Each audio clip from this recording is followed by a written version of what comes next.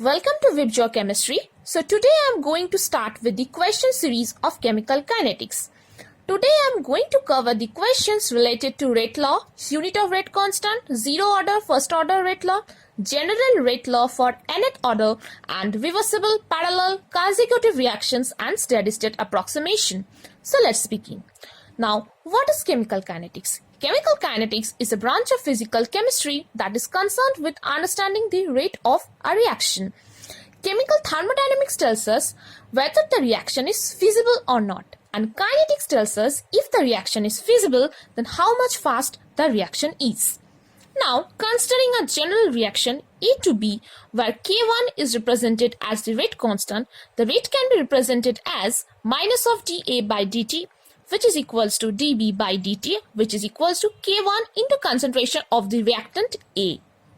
Here, minus of dA by dt represents the rate of consumption or the rate of deformation of A, whereas dB by dt represents the rate of formation of the product B. Similarly, for the reaction 3A plus B to C, the rate can be represented as minus of 1/3 dA by dt is equals to minus of dB by dt, which is equals to dC by dt. Now, the rate is directly proportional to concentration of the reactant to the power of n, where n is the order of reaction and also it is equals to molecularity for a single step reaction.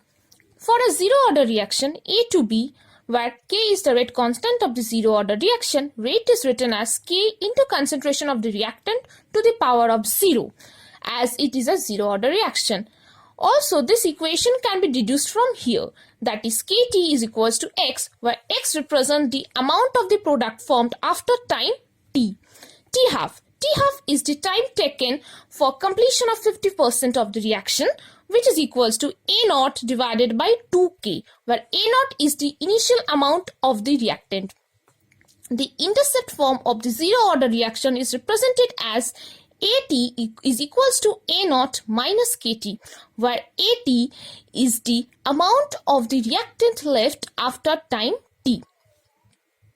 Now, for a first order reaction A to B, where K is the first order rate constant, rate is written as K into concentration of the reactant A to the power of 1. Also, it can be written as 2.303 log of A0 divided by AT is equals to K into T. And T-half of the first order reaction is written as 0.693 divided by K. Now, first order reaction is never complete because from this particular equation, we can predict the exponential behavior of the first order reaction. That is, first order reaction has an exponential decay with time. Hence, the T 100% for first order reaction is infinite. That is, first order reaction is never complete. It has an exponential decay with time. In general, for higher order reaction, we can write Kt is equals to 1 by n minus 1 into 1 by AT to the power of n minus 1 minus of 1 by A0 to the power of n minus 1. Also, the T-half for higher order reaction can be generalized as T-half is equals to 2 to the power of n minus 1 minus of 1 divided by n minus 1 into 1 by K into A0 to the power of n minus 1, where n is the order of reaction and A0 is the initial amount of the reactant.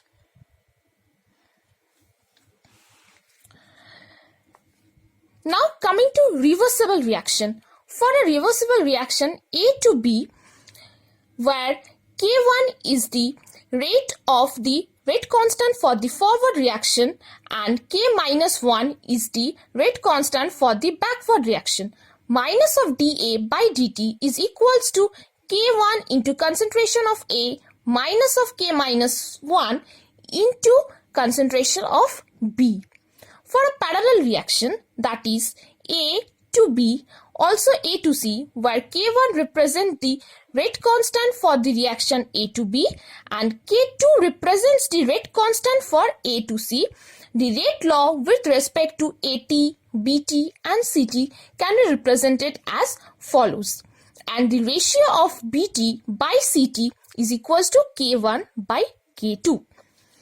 Also for the consecutive reaction A to B to C, where K1 represents the rate constant for A to B and K2 represents the rate constant for B to C, the rate law with respect to AT, BT and CT can be represented as follows. Now, according to steady state approximation, the rate of formation of intermediate I is equals to rate of deformation of the intermediate I. The rate law can never be expressed in terms of intermediate. So in order to remove that intermediate term, steady state approximation is applied. Now let's begin with the questions. Hope this topic will get more clearer to you. Given for a reaction 2A plus B giving 3Z, the rate of consumption of A is 2 into 10 to the power of minus 4. We need to find the formation of Z. Now from here we can say minus half of dA by dt, which is equals to 1/3 dZ by dt. Now over here it is given rate of consumption of A, which is equals to minus of dA by dt is 2 into 10 to the power of minus 4. Hence from this particular equation number 1, we can write half of 2 into 10 to the power of minus 4 is equals to 1/3 dZ by dt. Hence from here we can calculate the rate of formation of Z, which is dZ by dt, which is coming 3 into 10 to the power of minus 4. Now coming to question number 2. That is, over here 2 different plots are given and we need to find the order of the reaction in 1 and 2. Now we will generalize one thing over here. If the plot of R versus time is linear, it is zero order reaction.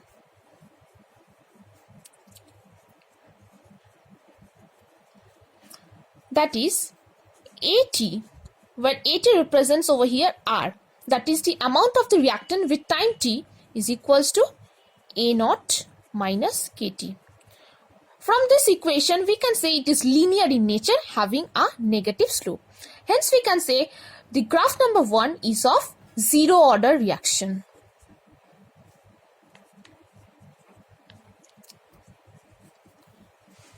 Now if the plot of ln A versus T is linear, then it is first order reaction.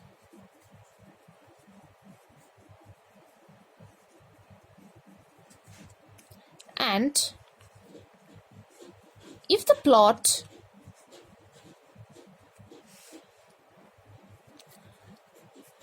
of 1 by R versus T is linear, it is second order reaction.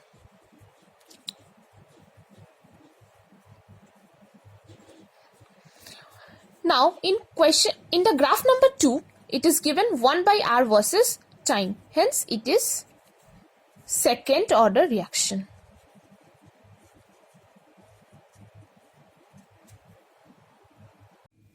Now coming to question number 3.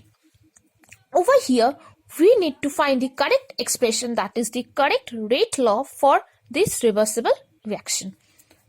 So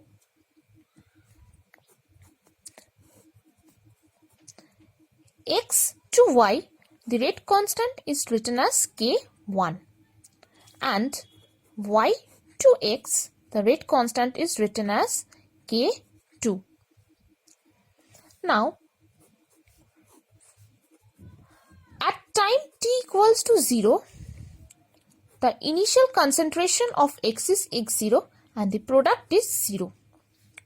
And with time t is equals to t, it is xt, that is the amount of reactant left is xt, and y is x0 minus xt. Now, from equation number 1, we can say minus of dx by dt is equals to k1 into concentration of x at time t. And from equation number 2, dx by dt is equals to k2 into concentration of y. Now, concentration of y is time t is this one. So, we will substitute this k2 into concentration of y as this one. So, minus of dx by dt, which is our rate law, is given as k1 into concentration of xt minus k2 into x naught minus of xt. Now we will solve this. K1 into xt minus of k2 into x naught plus k2 into xt, which is equals to k1 xt plus k2 xt minus k2 into x naught. Taking xt as common, k1 plus k2 minus k2 into x naught. Hence, this is the rate law for the reversible reaction given.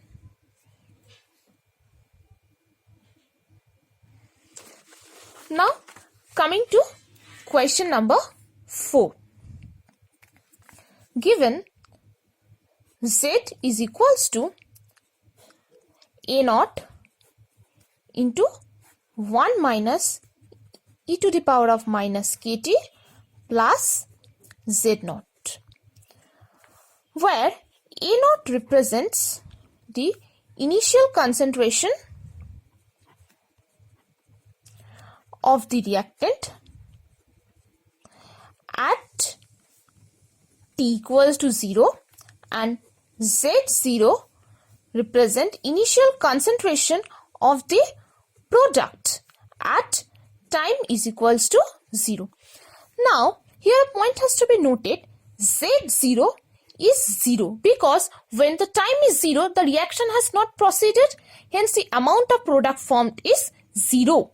So, the equation reduces to A naught into 1 minus e to the power of kt because this term is 0.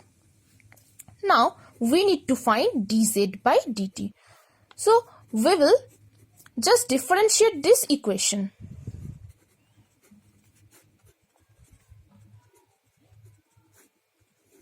Now, on differentiating this equation, we will get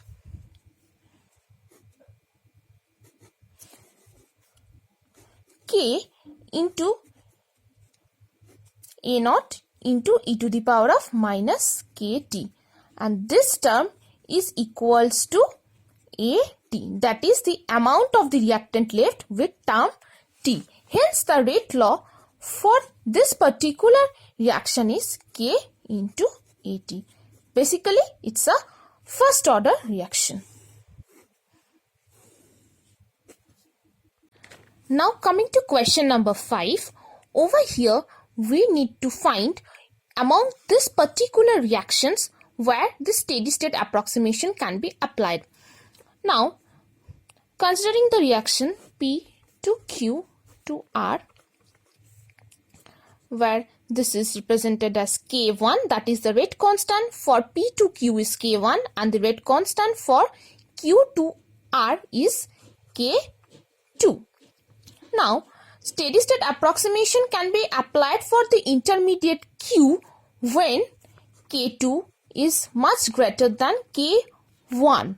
That is, the rate of decomposition of the intermediate Q is much higher than the rate of formation of the intermediate Q.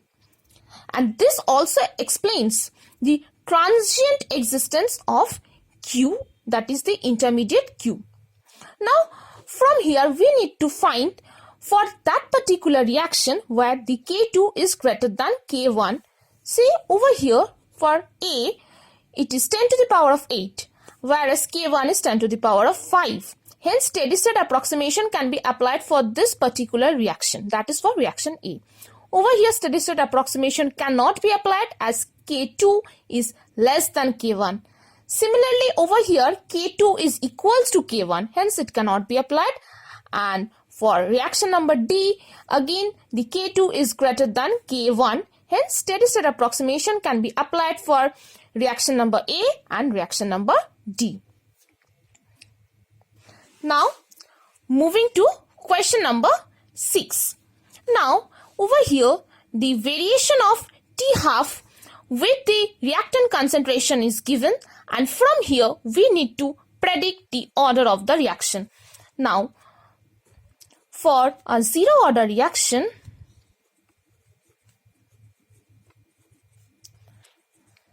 T half is equals to A naught by 2K. From here we can say T half by A naught is equals to 1 by 2K. Hence, we can say T half by A naught is constant. For a first order reaction,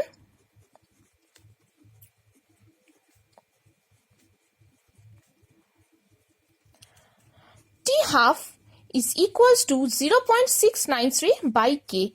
Hence, we can say T half is itself a constant. That is, T half is independent of the reactant concentration. And for second order reaction,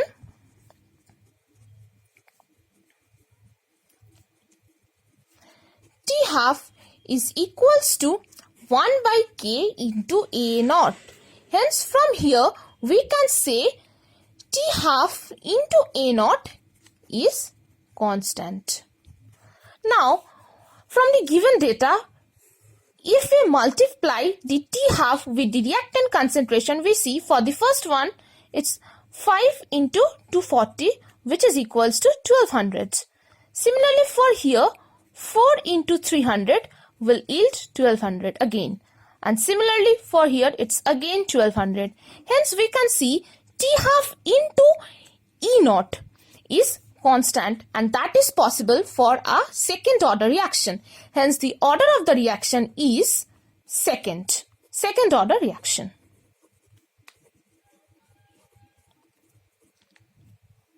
Now, coming to question number 7, here we need to find out the T half for the third order reaction. As said earlier, T half is equals to 2 to the power of n minus 1 divided by n minus 1 into 1 by K into A naught to the power of n minus 1. Now, over here, n is equals to 3. Hence, T half will be equals to 2 to the power of 3 minus 1 minus of 1 divided by 3 minus 1 into 1 by K into A naught to the power of 3 minus 1, which is equals to 2 to the power of 2 minus 1 divided by 2 into 1 by K into A naught square, which is equals to 3 by 2 into 1 by K into A naught square. This is the T half for a third order reaction.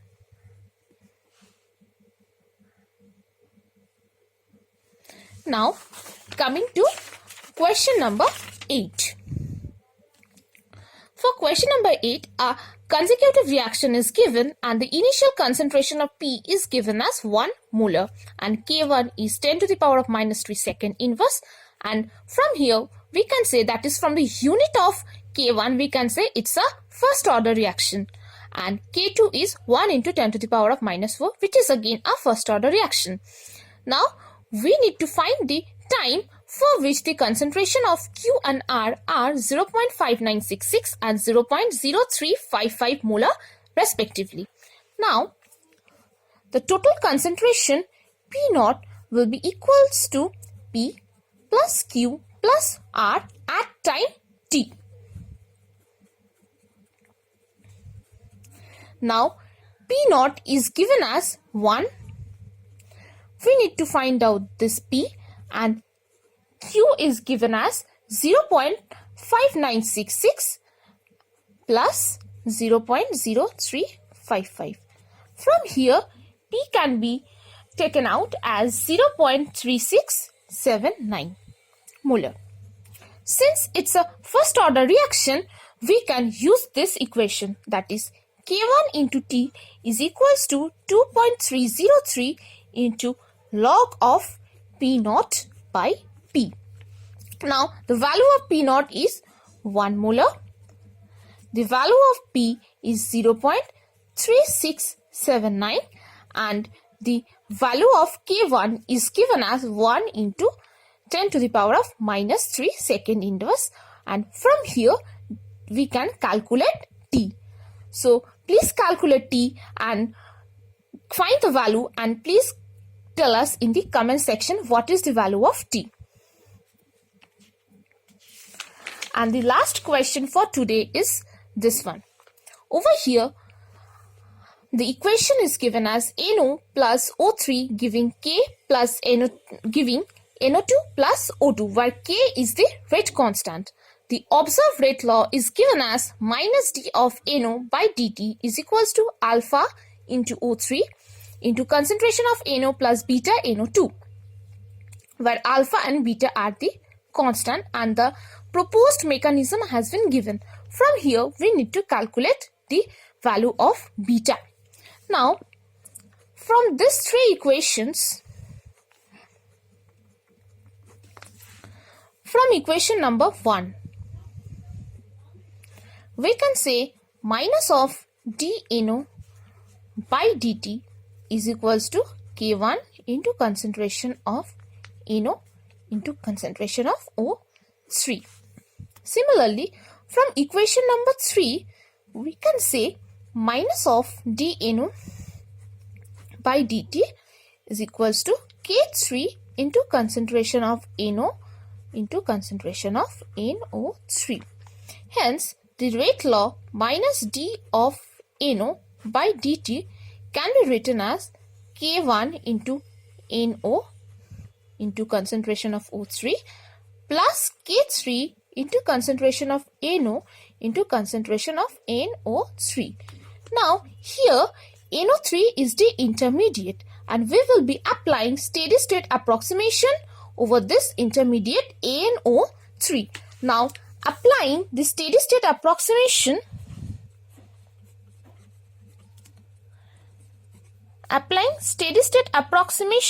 for NO3.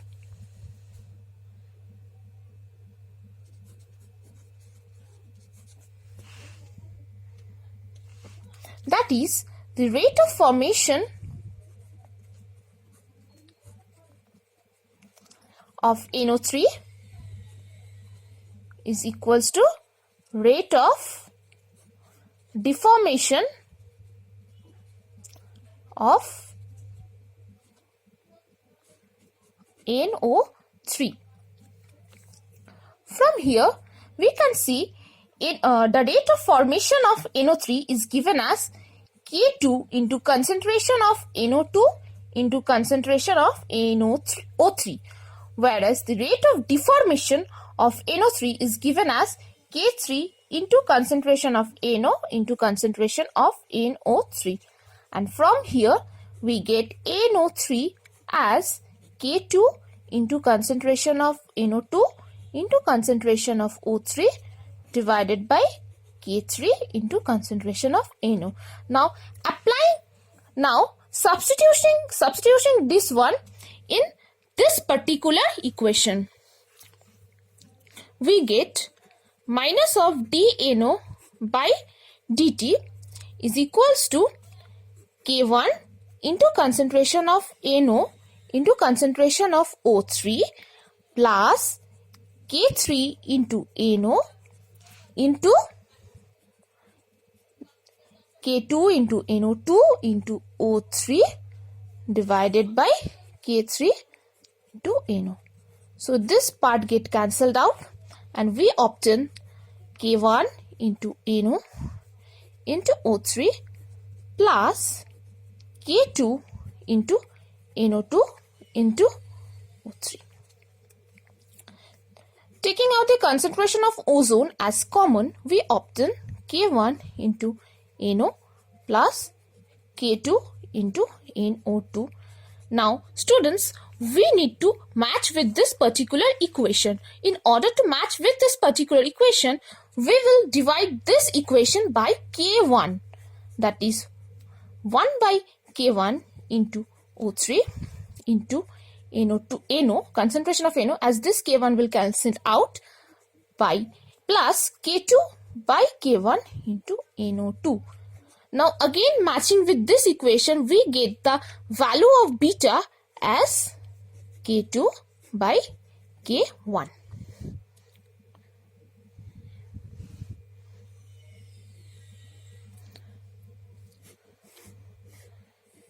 So this is the value of beta. So that's all for today. Hope you liked this video. Please share and subscribe to our channel and click the bell button for getting more updates. In the next video, I will cover the Arrhenius equation and the enzyme catalysis. Until then, stay happy and keep learning.